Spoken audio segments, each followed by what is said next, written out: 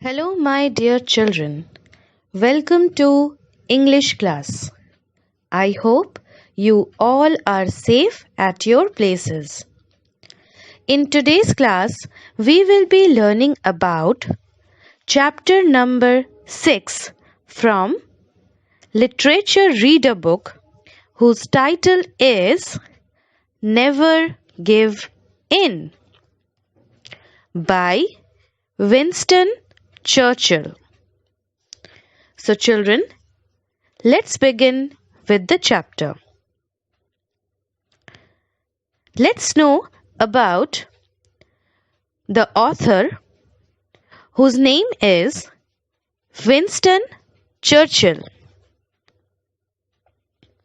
Sir Winston Leonard Spencer Churchill was a British politician and statesman who served as the Prime Minister of the United Kingdom from 1940 to 1945 and again from 1951 to 1955.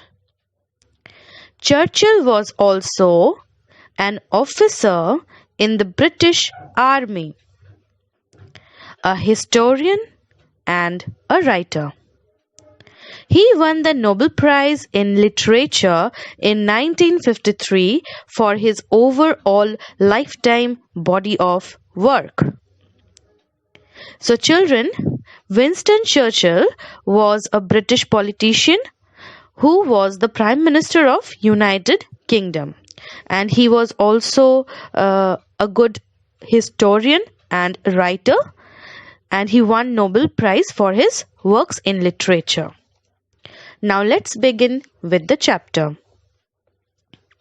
On October 29, 1941, the then Prime Minister of the United Kingdom, that is Great Britain, Winston Churchill, visited Harrow School to address the students. The school welcomed him with the traditional songs he had sung there as a youth. The speech attained great popularity because of the motivational message it imparted to the students. It continues to exude the message of positive thinking and courage. So children, now let's learn about the speech given by Mr. Winston Churchill. Almost a year has passed since I came down here at your headmaster's kind invitation in order to cheer myself and cheer the hearts of a few of my friends by singing some of our own songs. The 10 months that have passed have been very terrible, catastrophic events in the world. Ups and downs, misfortunes.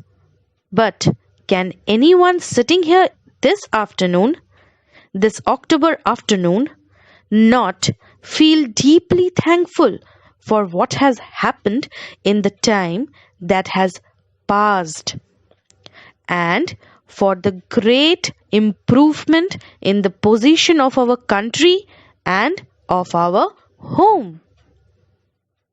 So children, here Winston Churchill is delivering a speech where he is addressing a number of students in a school where he came after the invitation of the headmaster of the school. He is telling about the catastrophic events, that is, disastrous events that took place in these are the misfortunes that took place. He is talking about the misfortunes because world war was happening at that particular moment. So in the whole world there was a huge chaos, but he is motivating the people by his speech, by saying to be thankful for what happened, because what happened led to improvement. He is saying that there was a great improvement in the position of our country and our home. So, being in that disastrous condition, he is saying that we must be thankful and we must stay positive. Okay? Why? When I was here last time, we were quite alone, desperately alone. And we had been so for 5 or 6 months.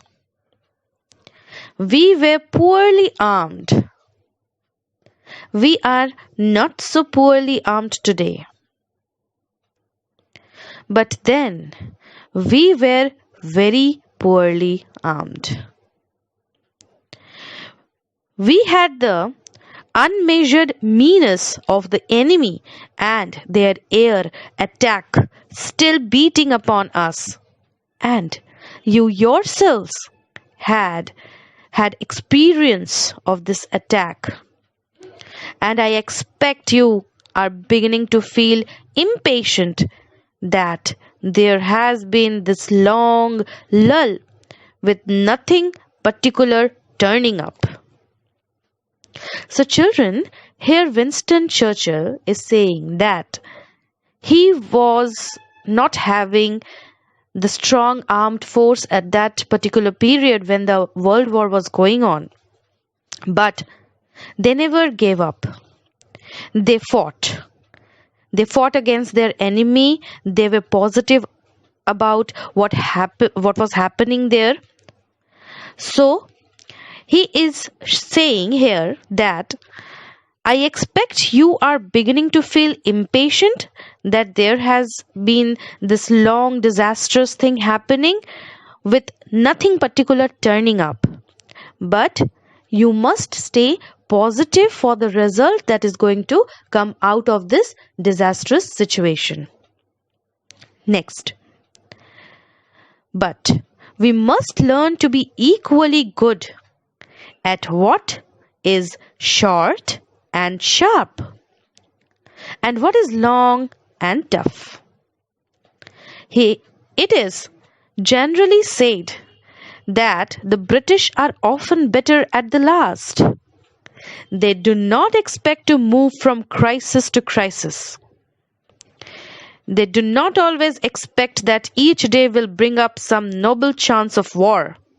But when they very slowly make up their minds that the thing has to be done and the job put through and finished, then even if it takes months, even if it takes years, they do it.